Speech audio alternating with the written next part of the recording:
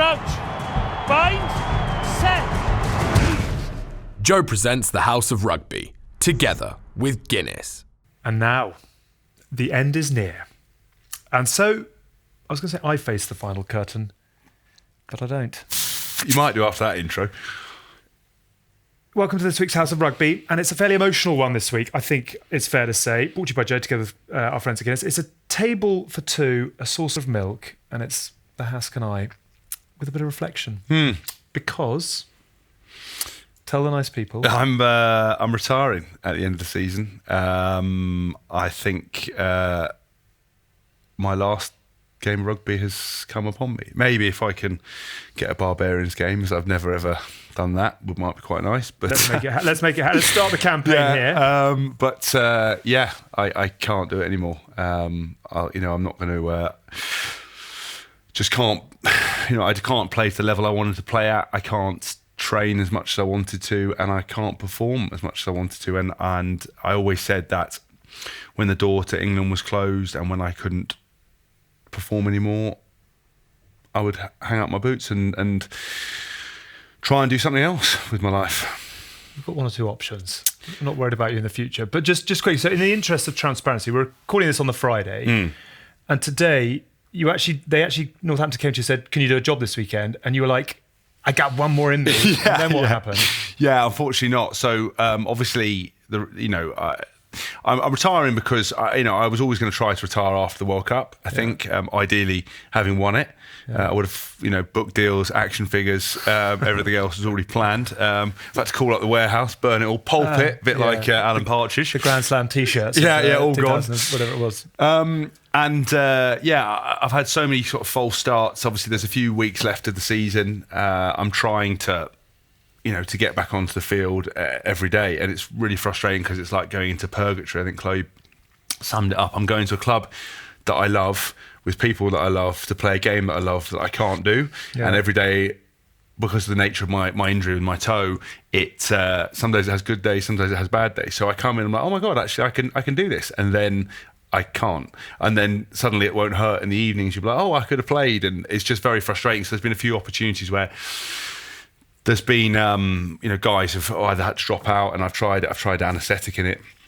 And I thought, right, I'll try one more thing if I can go and do it, and even that doesn't work. And I just know that if I tried to force it, I wouldn't be able to perform. And we're playing knockout rugby at the moment at Saints, and I think for my own personal kind of pride, it would be terrible to go out into the field and not to be able to perform, and have to call it a day, really. So it's come a lot sooner than I imagined. I genuinely feel like I'm 18, 19, that I've just done some time at Wasps, that I've made my debut against Connaught when I was still at school, 17, and that the future's bright. I don't feel like I'm 34. I don't feel like I've done any of the stuff really that I wanted to kind of complete in rugby. And serious, you don't feel you've done any of the things you wanted to complete in rugby? I'm being like self-indulgent. Like I obviously have had an amazing career, but it doesn't. I don't feel like I want to stop. I still feel as competitive as ever. And I was thinking what we would talk about on tonight's show, and it's really interesting because 100% every interview I've ever done with people is all about, you're perceived as this, but you're not actually this. You're a bit of a dick, but actually you're really hardworking. And I've created this persona that I enjoy, that is me, that I've put in front of everybody, and I divide opinion. I'm 100% like Marmite.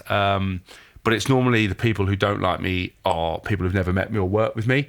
And actually my professional life has been completely different to the reality that you've seen on social media. I spent, I would say 99% of my career, driving backwards and forwards to see people to do extra training, to improve myself, whether that's, I remember when I was injured with a knee injury, I was waking up at 4 in the morning to go and train at 5 in the morning with a guy called Phil Lerney in London, to then turn up to Wasps to train to get better. They didn't know that I was doing that because I wanted to be the best I could be.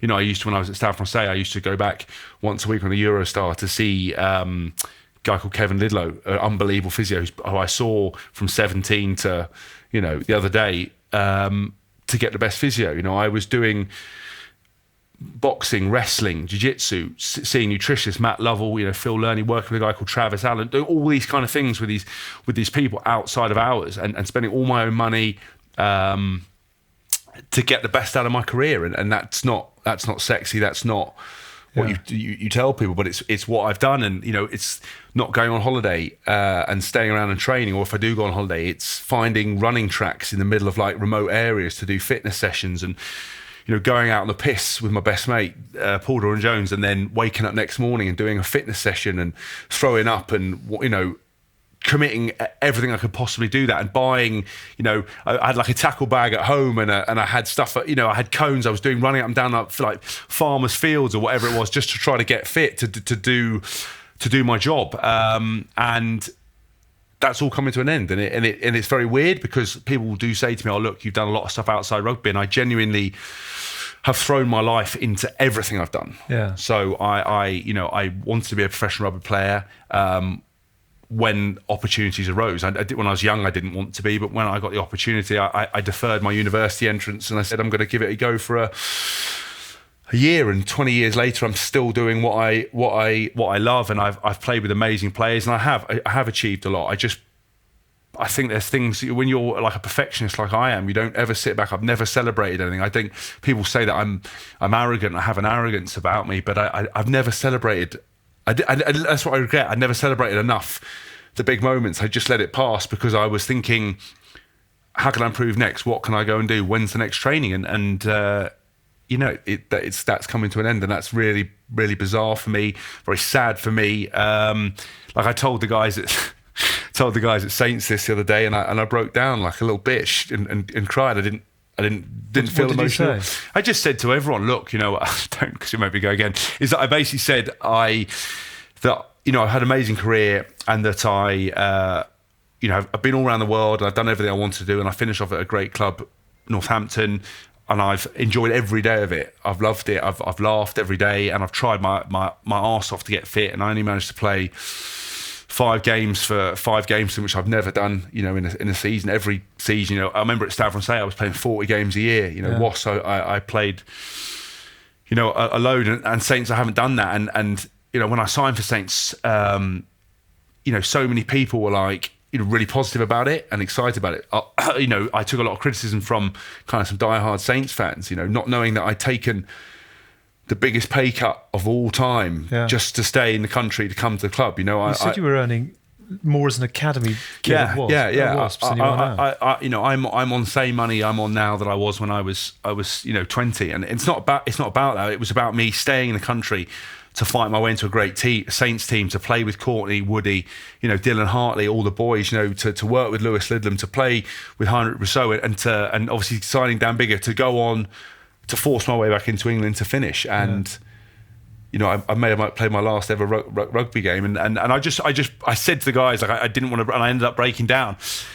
And I said in the media, I said, fucking hell, I didn't even cry on my wedding day. And I text Chloe, and she wrote back going, she called me not something as nice as a bellend, but I'll say it was that you didn't even cry on your wedding day. So we were on the right path. But yeah, and people have said to me, oh, look, you know, you've got lots of stuff going on outside of rugby, but there's no guarantee. There's no guarantee to any of it, and I've always maximised all of it, and it's caused me to live my life like I think rugby players should live their lives, which is to indulge in things outside of their sport. Man, I take some criticism. Fuck me, you know. I mean, I've been stopped in you know, in pubs and in public by people going, "Oh, I don't think you should have done that. You shouldn't have done that." You know, when I left Wass all those time ago, because they were trying to mug me off on a contract, and you know, it taken me 2 years to get to a point where I was just about happy, and then they came in and said, "Oh, actually, we're not going to do that." And I went to Stavron-Say. I was like, "What an opportunity to go to play in Paris." And the kind of work stuff off the field, you know, now actively the RPA and people encourage players to have interests, but I started doing that. You know, I was there when Matt Hampson broke his neck, and I was like, if that doesn't tell you how finite fucking rugby is, and I can't complain, because I then look at myself and I go look at Tom Rees, who was, you know, arguably probably one of the best sevens this country's produced, and he didn't get a chance as I've had.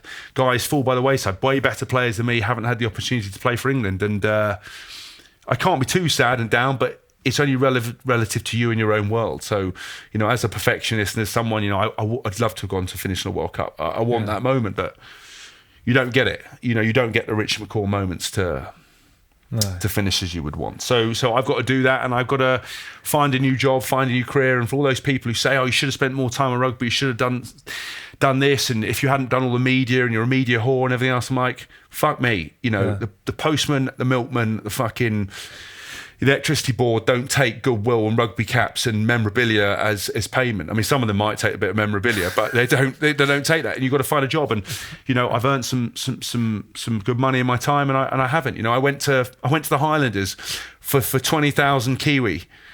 It fucking cost me more to play for them, but people don't talk about that. People don't know that, because I went there for the love of the game. I went there because I wanted to play with, you know, Tamati Ellison and Aaron Smith and play for the Super 15 and do it. And, you know, but I had other good paydays. I had other stuff, but I still got to work. And you know, it's exciting because there are new adventures. But at the moment, I'm in this really weird situation. You will be all right. Trust me. I know it feels like the void is. You'll be just fine. I know your dad's had a very big impact in your career. Have you put your head on his shoulder and sort of? Have you had a moment with him and a hug and a? I haven't, because they don't live. I know what you do. You're trying to make me cry. I'm not trying to do that. I'm just trying to explore. I've never done an interview with anyone in the moment of their retirement, and we've been talking about it for a while. It's not a huge surprise, and you've sort of intimated that you're quite frightened about it, and genuinely you're going to be absolutely fine. But I'm just interested as to, you know, what the raw emotions of this kind of experience is like for someone who has loved it as much. So I'm very lucky that I've got an amazing wife who I think if I'd been with, you know, I don't think being with any other partner, she would have had the understanding and the compassion. You know, she's kind of got a heart the size of a minibus, so she fully gets it, which is great. And it is odd because I'm not, you know, even in my saddest time, I'm really quite a chipper kind of guy. I don't really walk around. I talk about problems. Like people ask me, you know, people always ask things and I tell them the truth. You know, everyone goes, how are you? I go, actually, I'm a bit shit. Yeah. People look at you because everyone says they're okay. Because you've done that with me a few times. And when we start the show, and I'm a bit like, really? Yeah. Like I didn't know that you... I just thought you bounced around like a Labrador puppy the whole time. I do like this. Yeah, like that commentator, Eddie Butler, said, you know, I am like some fucking weird dog. But I am, because I like making people laugh. Yeah. I like enjoying life. I think I genuinely believe, and I know we've touched on religion in other shows. I won't. But you only get one chance. I think you get one chance at life. And that's it. I don't think there's any dress rehearsals. And I think that, as I said about the Matt Hampson thing, who for me is a constant daily inspiration for what he's achieved in the face of, like, you know, a terrible injury, that you only get one chance to really live your life. And I want to maximise it. And I wanted to be, in every team I went to, the one guy in the room with all the stories, who had done the stuff that other people wouldn't have done or whatever, but to have that story. And I spoke to my parents, and I think my mum's glad. Really? Yeah, she you know, I think, but what you don't realise as well, especially my parents, they made their whole life about me and my rugby, you know, from the very early age of genuinely drive, you know, and every player says this, you know, driving you around to trials and to doing everything. But my parents were incredible at that whole thing, supporting and fighting and for me and you know, and really kind of helping me and guiding me and trying to do everything. And sometimes, you know, my dad always talks about trying to add value, but I've told him to sometimes you're not adding value. They're literally not going to offer me another contract now if you don't nose them up. But no, they've been amazing. Like, I couldn't wish for better parents, more supportive parents. I think if I'd done anything, they would have supported me. But they have been amazing, and they, you know, came to every single game. My dad came to every single school game I ever played. Yeah. Like, that's amazing. Like, you know, when you're playing Wednesday, you know, Saturday, so did my mum. You know, he would come to every away game. And they just had unbelievable compassion. He was always on the sideline, you know, whether he's never been on time in his life. So he'd always turn up halfway through the game, but he would turn up. Yeah. And I think that's so important as a parent, if you're able to do that, to show that support and nurture it. And my mum was exactly the same. And, you know, I remember when I was trying to get in shape with this thing, when I was driving into London and I was seeing Phil Lerney, you know, I was eating this ridiculous diet, which was like 6 meals a day of like protein, carbohydrates and fats, and they were making and I come down for breakfast and it was a conveyor belt system. My mum was boiling chicken, my dad was cooking salmon on the grill, they were boiling potato, and as I was eating breakfast they were stacking it, and I was 26, 27 at the time. I'd moved back because I never got to sign long enough at a club. I only ever did 2-year contracts. I never got offered a long contract. Bizarrely, every deal I ever had at Wasp before was offer of a pay cut every time. It was bizarre. Like all the way through my career, it was never. No one ever came to me and said, "Do you know what? Thanks so much for everything you've done. We're going to extend your contract." It was a battle. Yeah. So I never knew anything. So I lived at home for a large part, and I lived in London, and I lived all over the place. But because I never knew where I was going to be, there's no point buying a house in central London or buying a place if you're going to end up at home. So my parent, my mum doing my laundry, and my dad, I think, making a conveyor belt, and I'd leave with a Jane Fonda cool box. And I look back at that now, and I just think the buy-in from them, and they came to every single Wasp game. They got a box at Wasp in the first time round, and they would be there, without fail. I spoke to them, but I think. Are they quite matter of fact with you, or are they emotional for you, or are they? I don't think. Very proud of you. I think they're proud. I think they're unbelievably proud of me. But I think my dad. I think, like any dad, it's sometimes hard to say. Yeah. To say what you're thinking. Yeah. But I think he's occupied at the moment. We've obviously got this gym we've opened in Bath, and he's kind of occupied with that. But I think they've become kind of almost rugby widows now, because they're used to every week turning up to the Wasp ground, to the Saints ground, and they've absolutely loved being at Saints. I've loved it. I had no idea, other than every time you played Northampton, they were super physical, they were really intense, and they used to beat us all the time. And then I went there and I found this unbelievable history of a club with legendary war heroes that had played for them, with die-hard fans that were so incredibly passionate and supportive, and welcomed my parents. That was the key thing. As a player, you've got to focus on your game, and people were texting you for tickets and doing everything else. And the one thing I wanted them to do, and they just looked after them, and they loved it. And they were, and like Phil Pass, the England physio, but used to be obviously a legendary Saint. And there's Piggy Powell there, and there's all these kind of guys that still go around, and fans come and watch training. Like, I've never had that in my life. So I've been really welcomed by Saints, and I'm disappointed because, as I said, some people didn't want me to come there, that they didn't see it as a good signing, and obviously shared that with you, as arseholes do in this world. And I'm disappointed I couldn't do more. Like, I remember I probably shouldn't be telling this, but I'm going to do it anyway. I'm retiring. Fuck it, what they're going to do. A super drunk guy, like an alcoholic, during pre-season, must have walked off the street and come into the stadium while we were having a meeting, and he was like a blue bottle trapped at a window. He was like walking around with a can of like lagers, and he was like walking around, and he was like walking up and down the stadium, sitting, drinking. He was shit-faced. And I thought, well, I'll just go over and I'll just try and help him, like show him where the exit was, because he was honestly couldn't work it out. And I remember walking over to him and I said, "Hello, sir. Sorry, can I help you? Do you want me to show you where to get out?" And he turned around and he said to me, he's like, "Hi," like steaming. He's like, I know you. And I said, "Really?" He goes, "Yeah, you're, last chance. Yeah, last chance to play for England. It's not going to happen. You're shit. You're fucking shit." And started abusing me. And it was the most bizarre situation, because he obviously was compass mentis enough to know that he couldn't name me, but he knew, and it was honestly like a premonition to what's actually happened. He's like, "You never play, you never do this."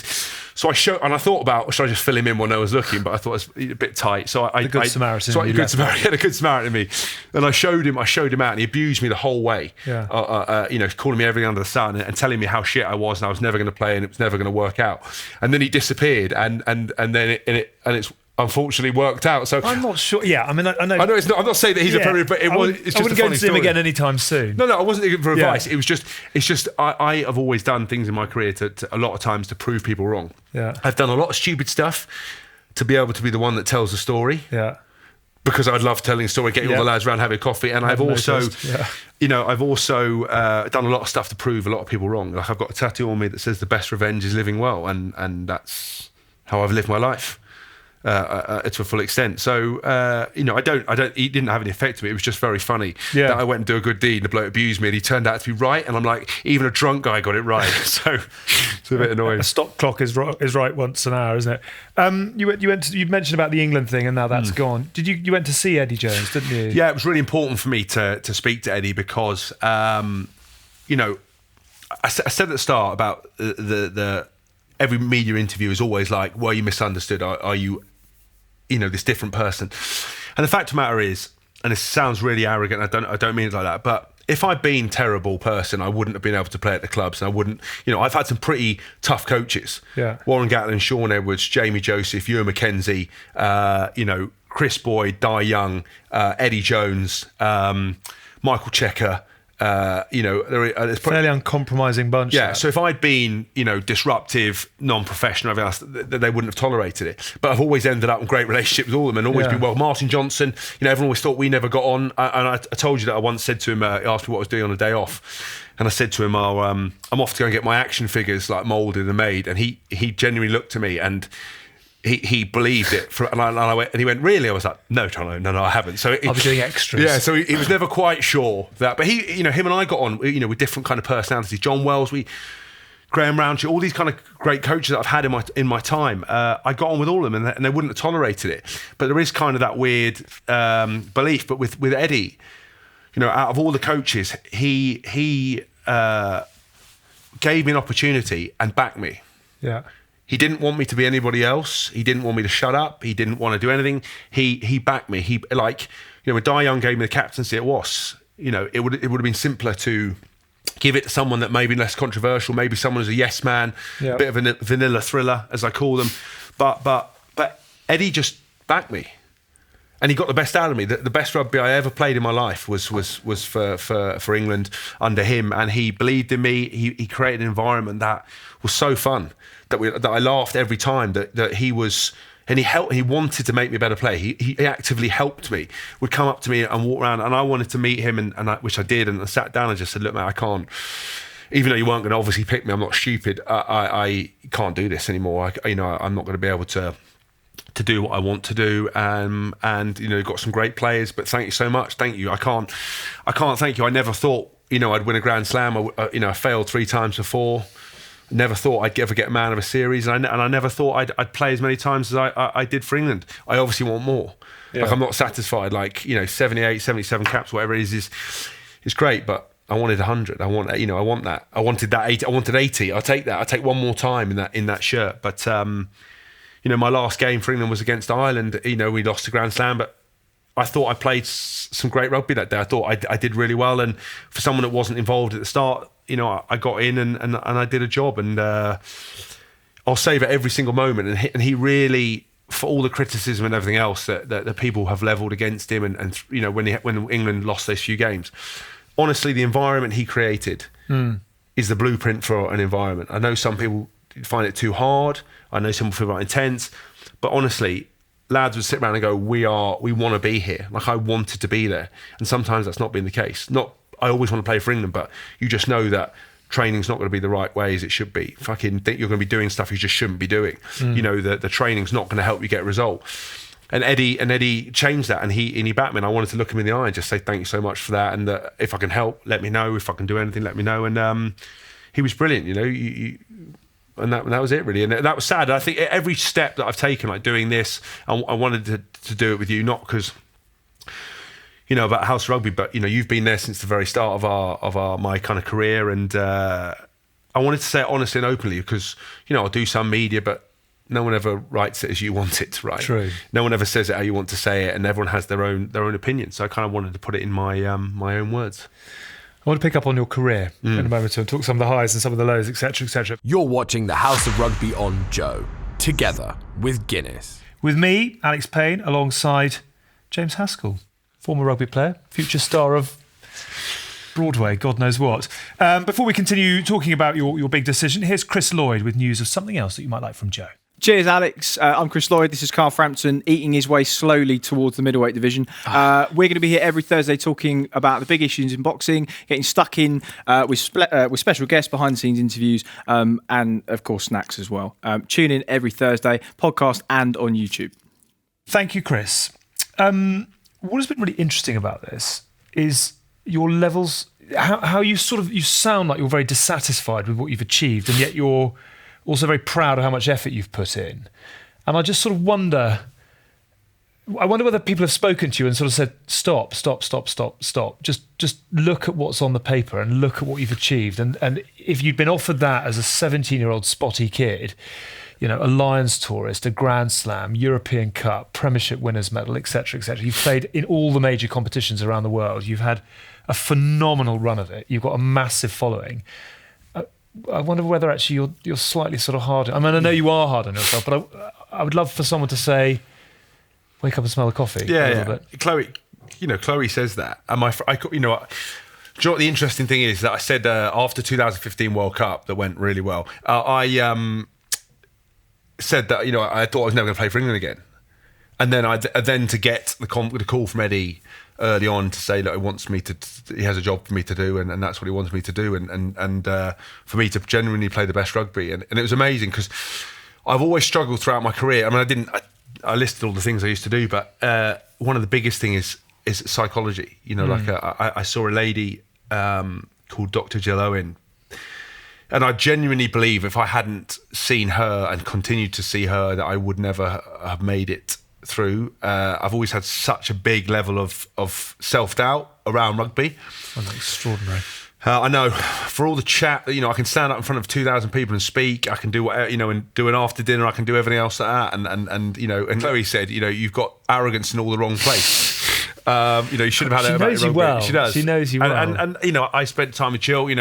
Recently I did a lot of kind of like hypnotherapy stuff to help improve the game when I was going through a really bad time because, obviously.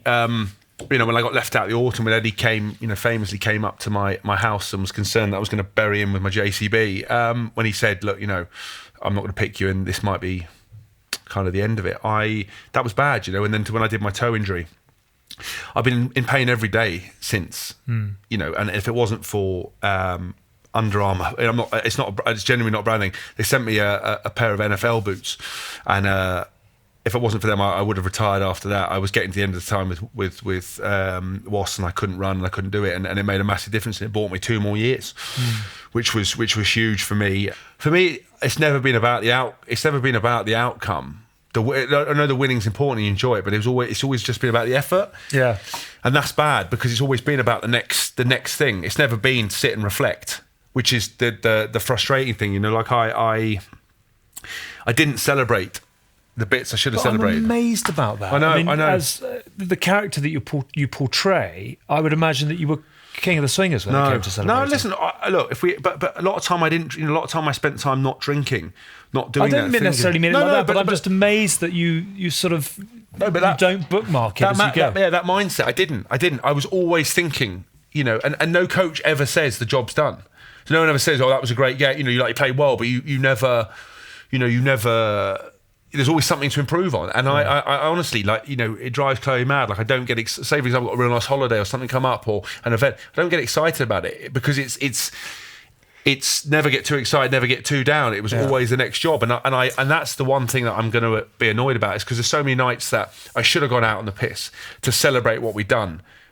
But I didn't. I stayed in and I did what you should do. And I next day I was watching footage of the game and I was making scribbling notes or on the phone to Jill or speaking to Elliot Rowe, this hypnotherapist, trying to improve, trying to work on it, trying to keep my demons at bay, like my self-doubt. I don't regret anything about my career except I wish I'd backed myself more. And I know for people who think I've walked around backing myself all the time, you're like, could you have backed yourself any more? In a solely a rugby context. That's amazing. Because I spent 2 when I came back from the Highlanders to WAS. There was like a big where my game had almost changed a little bit. I was a bit like tentative to carry the ball. I was a bit other things. It took my mate Travis to sit me down and go through his footage, and I'm thinking, who the fuck are you, the ball Kiwi, fucking telling me how to play rugby? But he's like like most Kiwis, rugby mad and knew what he was talking about. And he sat down, we went through my game and I had to realise to myself that I was playing within myself again, and I hadn't realised it. I just was shying away from doing what I wanted to do, and I wasn't coming off the field satisfied. And that's the one thing you can do is come off the field going, you know what, I tried everything. If I wanted to do my one kick in a game, I chipped the fullback against Purple and scored. Yeah. Unbelievable. That's well worth a YouTube. It is on YouTube. Stade Francais, wasn't it? Yeah, but if you want to do that, if you want to try the out the back door offload, if you want to do whatever it is that you need to go for it. You need to back yourself and you need to enjoy it. And that's why I always looked at people like Billy V or people like Nathan Hughes, people who just don't appear on the surface to worry. Everyone has their demons, but they look at it and they play with such freedom. What are you proudest of? Game, trophy, medal, performance. I'm really proud of being part of that Heineken Cup win. Yeah. Because you were a young kid there. Yeah, they don't grow on trees. Heineken Cup, and I was spoilt early on with Big Lowell and I think we played my period of time there were 12 finals, 12 wins or whatever it was. Yeah. To get the Premiership, to play in the back row with me, Reece and Lawrence. Yeah. Was awesome to win that Premiership. Governor and his 2 pups. Yeah. That Heineken Cup's stressful because I made that 80-metre break and I fell 5 metres short of the line, and it haunts me today. Like, you said that before. I know. I'm like, it rattles me. Weird things like that rattles me. One day in your dreams you'll score it. Yeah, I know. We got a penalty off it, so it wasn't wasted, but it really fucks me if I didn't score because that would have been champagne. But now it's just that would have been in front of the showroom. Yeah, and then that was when John Wells actually. After that game, he said, I watched it. I thought, we'd gone into that game before telling me that the reason I wasn't going to South Africa tour was that he thought I was all flash and no bash. And ultimately, my career ended up being all about bash and minimum flash. So it was quite funny. But so that moment, I think winning the Grand Slam. Do you know what? Winning my 50th, albeit we've joked about that, Chris Robshaw making me sing, and we obviously lost the Grand Slam. I think winning my 50th because no one can take that away from you ever. But the Grand Slam. The relief of winning that and being part of that and actually going down and people don't appreciate in rugby how hard it is to win those things and to get a Grand Slam and to do it, and it's an amazing achievement and credit to Wales. They've done it 3 times or whatever it is, or and for England we'd won 6 Nations but we'd won and lost the final game or we'd lost Grand Slam deciders and won, but to actually do it in France was amazing. And then the tour of Australia was amazing because do you know what it was? After the everyone was so nice. Really? Yeah. After the first game we won and I got man of the match and we did it. It was the fact that everybody was nice. Like nobody had a bad word to say. And I normally there's normally like you get 4 or 5 people tell you to retire after you've played or something else. But everybody, even Stuart Barnes, was unbelievably nice to me. Like it was a very nice thing and. But I didn't celebrate those moments, and I should have done because they were probably my best ever in an England shirt. But they gave me man of the series, and Dills and the lads made me a trophy, but it involved taking like a cake stand and something else and putting a spike through one of my trainers really helpfully and writing on the side of it man of the series. But they wanted to give it to me but also wanted to fuck my shoes up, so it was a double-edged sword again, but it was nice that they did that. And where's the cake stand with the spike? I wanted to take it back. I took the shoe back with the can't take it on his hand luggage. Yeah, you can't take it on a giant cake stand with a spike through the middle of it. What did you put in your cornflakes in Australia? Because that was the best rugby you ever played in terms of a sort of a bystander's view. Yeah, you were phenomenal. Do you know what it was? I had a conversation with my mate Travis before, and he said to me, look, you're always thinking about setting yourself targets, doing everything else like that, but the best rugby players in the world, your George Smiths, your Pococks, they anticipate, they react, and they execute. They don't overthink. They don't do that. They go out and play, and you've got to back yourself. You've done the experience. You've got the physicality. You've got the experience. You've got everything. And all I did was just went out and played in the moment. I didn't overthink it, and I just. It was right for. I remember. Was it you smashed Pocock right from the start? Yeah.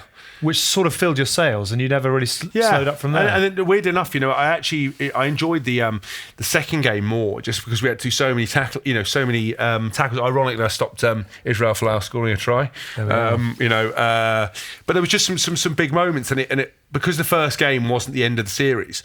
Yeah.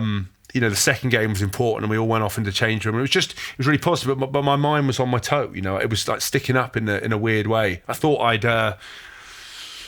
a stud had come through my boot, so I changed boots, and then I realised no, it wasn't the stud. It was just I'd ruptured everything in my toe. And honestly, the pain I've had pain in it every day since. And I genuinely said I asked for size 13s. My mate Mike Dodds from Under Armour sent me pair of 12 and a half by mistake, and I put them on and I ran around like a kid, and Eddie was like, mate, you're running around like an 18-year-old. And I reckon that small shoes fixed it. Yeah, it was bizarre. It was like the best feeling in the world. The best feeling of like, I'm going to be done. Like, oh my God, I can do this. And I got 2 more years out of it. I was like trying to play with anaesthetic in my toe, and then I was like, this is no good. Play with the boots. And I was like, I'm back. And I got 2 more years, and I wanted to go to St. And weird enough, my toe was absolutely fine coming into this season. I had to have ankle surgery on my other leg because of whatever reason.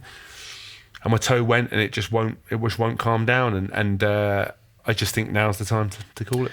I'm amazed you haven't said the Lions, because from a layman's perspective, for everything that you've achieved with Wasps, Northampton, and travelling around the world and England, the Lions moves you from a sort of and all fans will say it moves you from amazingly talented player into something that's actually very special. Do you know why I'm not going to say it? Because I didn't play the test side.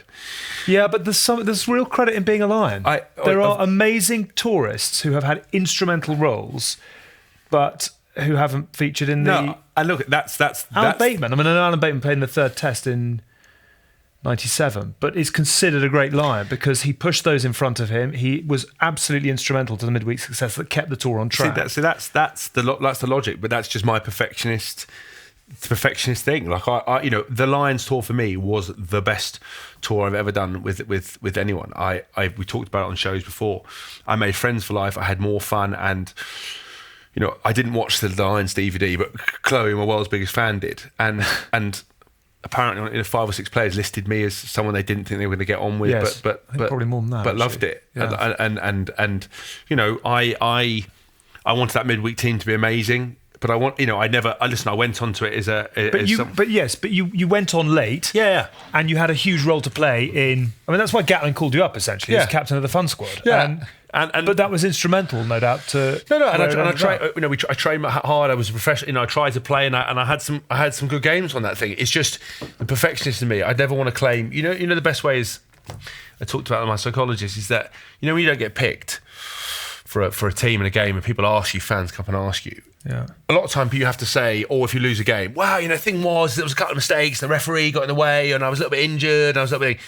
It's way better just to go, yeah, we won, we did it, and there's no excuses. And it's the same way with the Lions thing. Like I will treasure that for personally forever, and I will absolutely love it.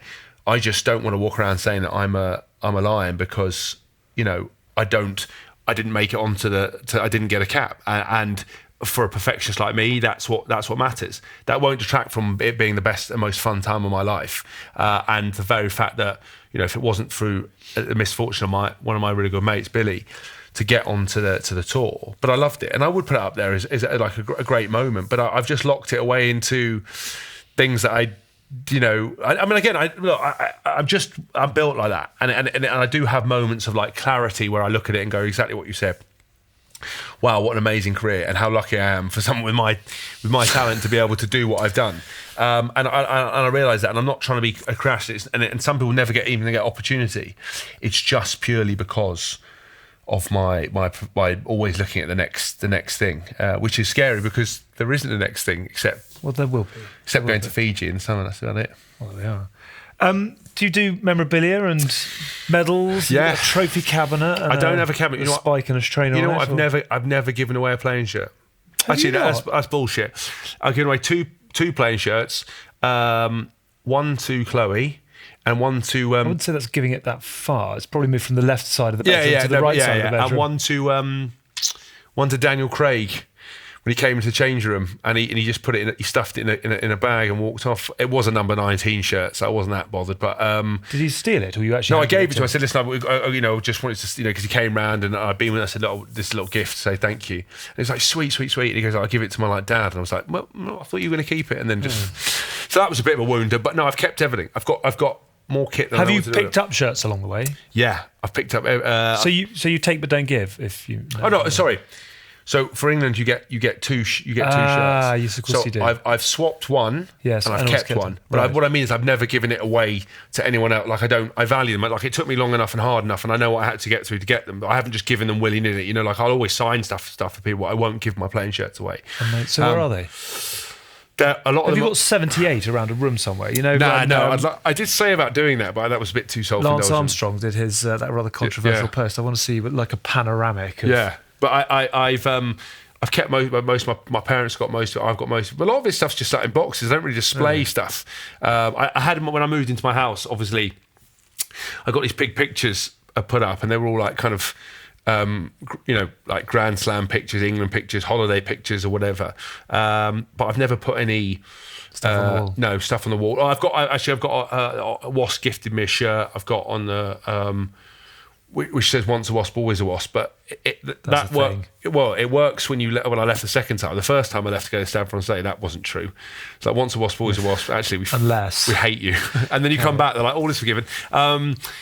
So, I would definitely I want to put a Saints shirt up. Even, I play 5 times, so I want to do it because I've loved that club. And, I've got a Lions thing, but my parents have hung most of the stuff up. But I've got things in boxes like the Six Nations, the Lions. I kept it all, but I've never displayed it. Should we talk about what's next? Yeah, can do. We'll build this out a little bit, obviously. HOR, but... It's interesting that I can empathise actually, because I had a sort of similar thing about 6 months ago. But you sort of look at the abyss and you're like, oh my god, what am I going to do? You are the busiest player I know, and I'm just sort of interested in what you'd like to do. Are you going to take a bit of time and consider, or are you somebody who needs to get straight into it? Do you want to do business? Do you want to do? Do you know what the scary thing is? Speaking, media. I've been fully institutionalised since the age of 8. Yeah, I went to Papwick boarding school, then I did Wellington, and then I went straight into professional rugby. Yeah. And I've been around, for 20 odd seasons or 20 odd years. Where I've been around, 40 lads, or I've been all male environment school, which probably explains where I am, and around lads, and that's the biggest thing I'm going to miss. The biggest thing I'm going to miss about rugby. And the next thing is coming into a changing room and seeing someone and hearing the gossip, and someone's got a shit haircut, someone's worn some terrible shoes, or someone's had a funny story, or someone's embarrassed themselves, and just sharing stories and sitting around and laughing and working hard with people. Like I was going to say, Tins and I give you shit haircuts, and crap shoes, so you can get about 5 minutes value out of that. It's people don't really understand, and if you go to any public gym, people think they work hard, but they don't work hard. You obviously get people who push themselves, but people don't really know what it's like to actually train and to go through kind of pre-season, to go through hell. Remember that pre-season in for the World Cup 2015 in Denver was the hardest I've ever worked in my entire life. It was horrific. At altitude, running, doing all this mass running, and then we do mass running and then try to do some plays under fatigue. I think the lads are still trying to finish the play off now. Do you know what I mean? We never did it. It was like probably a premonition of what was going to happen in the World Cup. Honestly, we worked like machines. So I think for me, structure is going to be a massive thing next. Do you want something that gives you a routine? Well, I think I'm going to create my own routine. I think that's really important for me. I think wake up, train. I want to keep training. I want to get into shape. I want to take up jiu-jitsu. I think I'm going to need that competitive element of it and try to learn to do it. Do you need a toe for that, or can you kind of? No. Well, I think my toe will be. I think it will. Will calm down, and eventually, I think there are things you can do and stuff. So, but it's the running that you should have to run a lot in jiu-jitsu. You just have to get lay on your back and get choked out. Right. And then I like to do kind of MMA stuff, like not to competitively, but obviously just to learn it and say fitness, then try to get in great shape. And then off the back of that, I'm loving the DJ and stuff. That for me is a massive hobby of mine. I know people kind of laugh, but I take it genuinely serious, and I've applied everything I do. I apply the same mentality. Every time we've done dinners or bits and stuff together, I'm always speaking to you for feedback, and I apply the same. And it doesn't always work on creative things like music, but try to apply the same mentality to it. How much extra work can I do? Who can I go and see to help me? How can I do it? Because I'd love to, do 2 or 3 of those gigs a month, and I want to do a lot more motivational speaking and stuff, and corporate speaking. That I really enjoy that performance element. I think if I went into an office, it wouldn't be long before I was jumping out the top window. I think because I'm just not built like that. Throwing others out. Yeah, I'm just not built like that. I'm obviously a performer. Like there's no getting away from it. Yeah. So I want to do those kind of things, and I'd love to get into presenting and kind of TV. I tell you, I was very lucky to know a guy called Tom Davies, the comedian. Oh yeah, he's brilliant, and he's massive as well. So he does a lot of funny things. He does the police, the improvised. What's it called? God, I know what you're talking brilliant. about. I know exactly he was what in Plebs as well. You know, Yes. what do you call him? Davies. Murder in Smallsville. Yeah, Murder in Smallville. Yeah. So I'd love to do things like that. You know, get involved because he's a big unit. He's bigger than me. Because I was concerned that, acting ability aside, that I'd always just be like doorman number 5 or thug number 6. But I'd love to do those things. I need to have. That's what I'm passionate about. Those areas. I'm not passionate about working in the city. I remember some guy I met at a dinner emailed me afterwards. It was like some Goldman Sachs and offered me this stuff, and I was like, mate, I didn't tell you I really appreciate this, but I fucking do not want to work in a thing. You want to keep playing in whatever capacity. Life. Yeah, in life. And it is exciting. I will, for the summer, I'm going to enjoy my summer. Yeah. It's going to be odd not coming back and making like decisions of that. You know what I'm excited to do? If I get a cold, I can fucking take some cough mixture. That's like a big bonus you can't for me. do that because of testing. I'm interested. You know, I can take some supplements that not illegal supplements, but like normal supplements. Yeah, exactly. Come back looking like the Rock. I could join you on that actually. We'll get you on the put program. some weight on the coat hanger. It's just bizarre little things like that sound, stupid. That if I want to go away for a weekend, I can. Do you know what? I can plan my weekends. Yeah. I can. If Chloe, she's the most organised pain in the ass in the world. She asked me about something like, Chloe, I haven't got my timetable. Because when I was at WASP, they used to give it to you 2 weeks in advance or 1 week in advance. You'd never be able to book anything. At Saints, it was brilliant. The first day I got back, they like sent me a month planner, and I was like, this is a revelation. So I'm excited to do those kind of things. But it's interesting. I think you'll end up loving it a lot more than you think you will right now. Are you nervous about it, frightened about it, scared about it, or are you kind of coming around to it? Yeah, I am scared about it. I think, look, I've had so much fun in my career, and I've had so much thing, and there's always that nice certainty of knowing you're getting paid. That you've got a contract, albeit always having short contracts. But I don't have that, and everything else is. I'll obviously a workaholic. There's no getting away for that. But it's just it is scary. I don't know. I never. The best analogy I can give you, and this happens to everybody, but. It's my fear is that my dad, when I was younger, we went to a party with some friends, and there was an ex-England rugby player there, and I can't remember who it was. And my dad said, introduced me, and I shook his hand. I was like, hello, sir. He was like, I can't believe you're not more excited. That's so-and-so, he's played 60 times for England. I was like, Dad, I literally have no idea who that is. And within a year's time, I'm going to be exactly that guy, and some kid's going to... And it's just that whole thing of just when the disappearing. When the cheering stops, just fading into nothingness. Are there people to talk to about that? Well, we've discussed it with Tins before, and he obviously gets cheered in a different way, with a royal wave, rather than are there people to sort of help with that? I think you got to actively go and look at it. Like I talked to my psychologist. It said about performance. It's going to be about dealing with this kind of stuff. I'm excited about life because I've made a lot of good, I've made a lot of good friends along the way, and I now actually get to socialise. I've prioritised throughout my life my job. Yeah. So for all the things that people think I'm like a party guy, go out, I'm complete opposite. I'm pretty much a loner, and I don't see anyone. But I'm looking forward to going to these places, and going back and and going to WAS and going to watch a Saints game and seeing like Dai Young, who was great for me at WAS, and all these kind of people, and just be in a completely different context, and also not have a boss. Like I've always had a boss. I think Chloe. Well, Chloe is the boss. Yeah, Chloe is the boss. But just it is for once.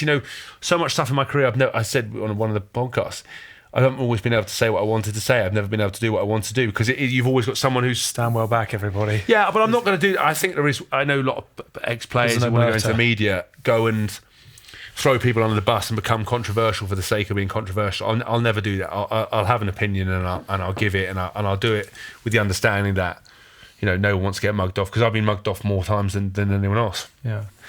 I read an article probably about 18 months ago, 2 years ago. And it was to do with Cristiano Ronaldo. And the journalist said something along the lines of savour him because whether you love him or don't, when he's gone, we'll all miss him. I'm not going to compare you directly to Ronaldo. Thank God for that. You wrestle with him. But I do think the game genuinely will miss you when you're gone. Not gone too far, but you know exactly what I mean. How would you like to be remembered by the people out there as a player? I'd like to be remembered as someone who was physical, someone who always gave 100% and really cared about what they did, but was someone off the field who was like a good team man, like a good guy that was kind of was as professional as anyone could be, but also showed that, you know what, you can have a personality, you can be fun, life is meant to be enjoyed, and that you can be a complete tit before you cross the whitewash, but as soon as you cross the whitewash, you can be ultra professional. And I want people to. I just wanted to have had respect to my teammates. You know, I haven't been in the kind of envial, non-envial situation of, because I give so much people shit and have gone and always been out there.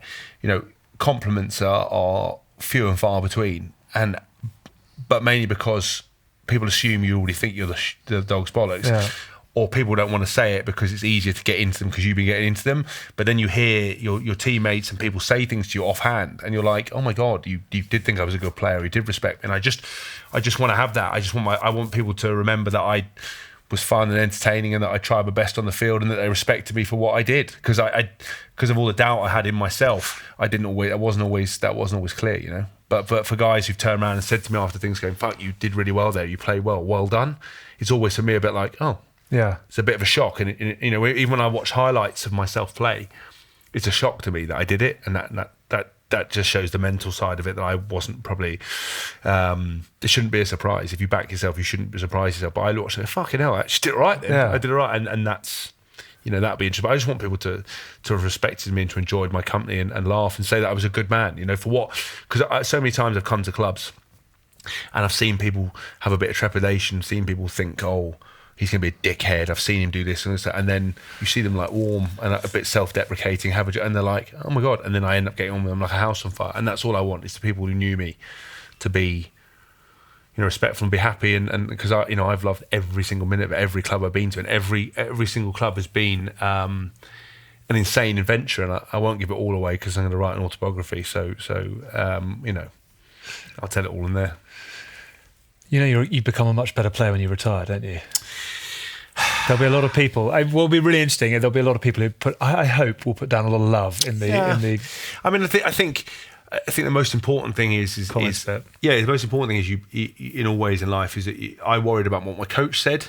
I never worried about what the media said, because I told you, you know, I've watched half of them score games and they've submitted them by half time, and they were on their laptops the whole time writing the text. I watched a game of 30 minutes. They'd very rarely. So I never qualified my performances on them, however much I'd like to think they did. You know, and I just want my teammates to be happy. If my coach is happy, my teammates respected me, that's all that mattered. No one else's opinion mattered. And you know, I always want to make your dad proud. You know, and he was one of my harshest critics. He was always, you know, and I think that, you know, cup half empty in those respects, because he wanted me to do well.